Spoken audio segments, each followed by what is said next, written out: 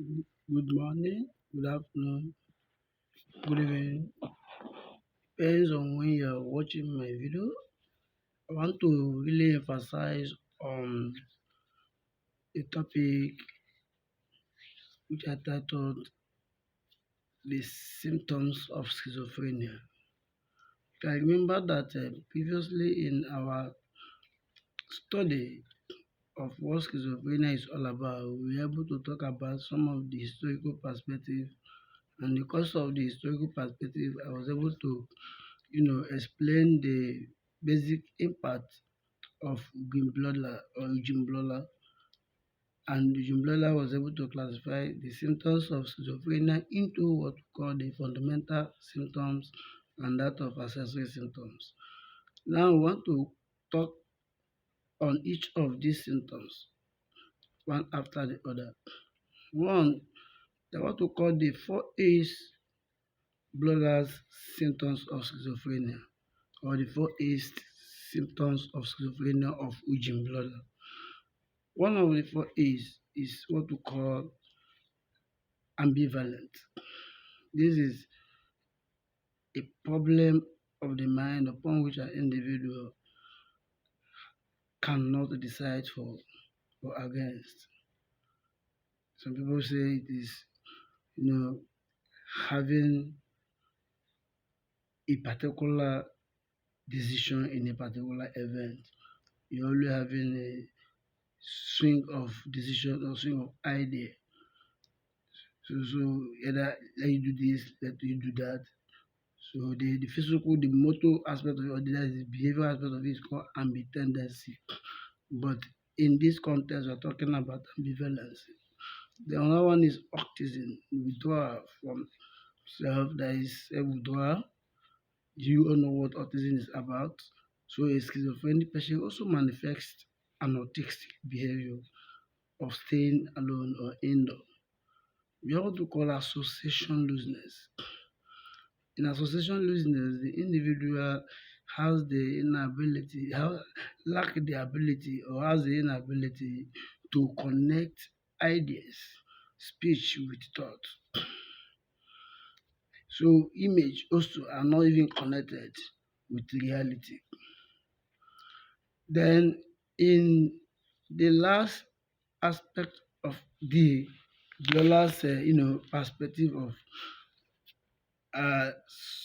for is talking about affect disturbance, or call it affect. Here, what is happening in reality does not connect with the patient's feelings or facial expression. So the affect of the patient is normally, incongruous, like inappropriate affect. Then let's go straight to that of other ancestral symptoms of schizophrenia, where we have issues that are more compounding. And these accessory symptoms are basically some marked symptoms that is used to understand a particular type of schizophrenia that is manifesting in an individual. And that's where we have the ability to classify schizophrenia into different types or subtypes. Now we have what we call the first rank symptoms of schizophrenia, which was stated or stipulated or extrapolated by a man called Kurt Snyder. And these symptoms were described in the year 1959, which though it's not specific of schizophrenia, will of great help in marking a clinical diagnosis of schizophrenia. So these particular symptoms can also be used in ranking the level of schizophrenia. That's why they call it the first rank symptoms of schizophrenia. And this particular, manifestation or symptoms, come and try to, found themselves around the delusion, hallucination, and negativism. Then, first of all, we have what we call the first one is hallucination. Under hallucination, we have three basic contexts. One, audible thoughts. Here is voices speaking out, thoughts aloud, or thoughts echo, like as if you're hearing yourself. What is in you, inside your mind, is being echoed.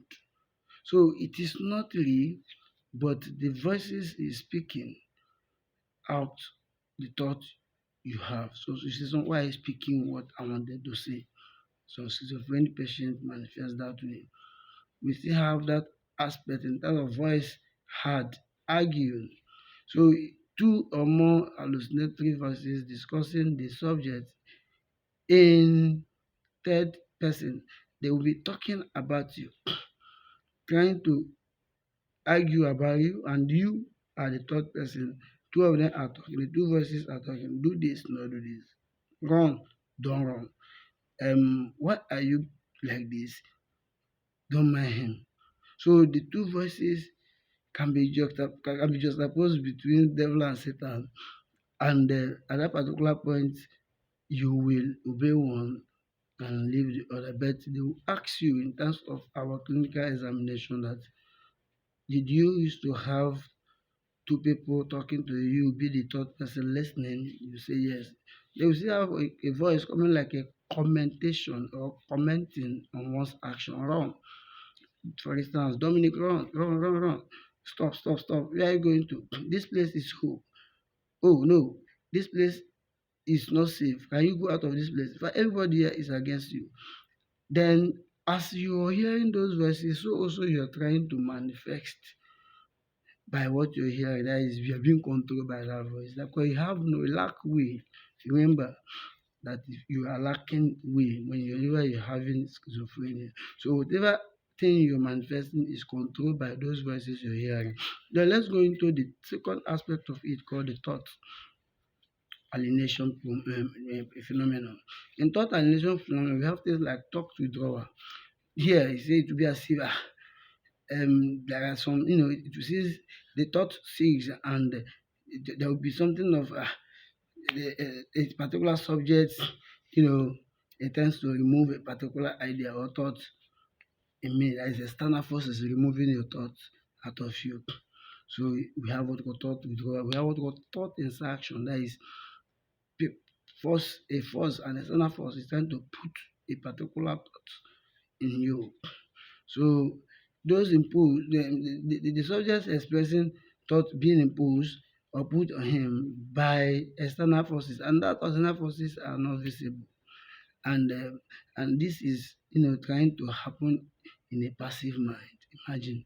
So in your own passive mind, external force is trying to put something in you because your mind is not controllable, lack way power. Then we have what we call a thought diffusion or thought brokers. So it's as if what you have in mind is being heard by another person or discussed by another person or is being experienced by another person or is being escaping out of you and the confines of his and being experienced by the other person that is with you. You'll be seeing that whatever thing I am having in mind, the other person have it in mind. So at this point it can also lead to paranoid.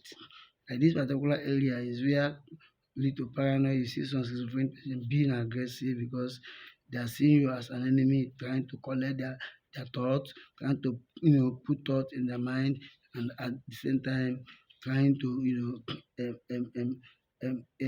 scatter whatever thing they have. Everybody is aware of what I have. That is thought diffusion. Then another one again is under the C category. Remember, the hallucination is A category, thought alienation phenomenon is B category, then passivity phenomenon is the C category. What do you understand by the term passivity? Passivity try to dance within feelings, impulse, and volition. Remember, feeling is more of affect or emotion, then impulse is just like it's just like a particular force that is trying to motivate you to carry out a particular behavior, where the volition is based on what the impulse directed you to do. Hence, you now act it out. The volition is just like acting. So, in med affect, we're talking about med feeling now. Impulses and volition.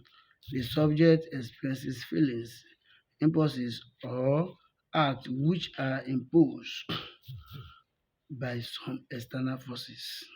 So most of the external forces that is trying to impose those things can lead to malvolution. For example, one's acts are experienced as being under the control of another person.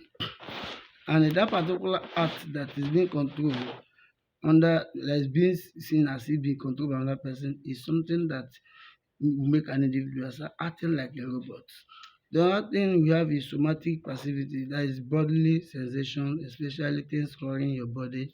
If you're having some chronic symptoms, then let's go into the other aspect of the D, which is delusional perception. Delusional perception, normal perception has a private and an illogical meaning. So there will be some illogical reasoning, a fixed false belief about a particular thing, about a particular event. Hence, that event that is being, what can lead to paranoid.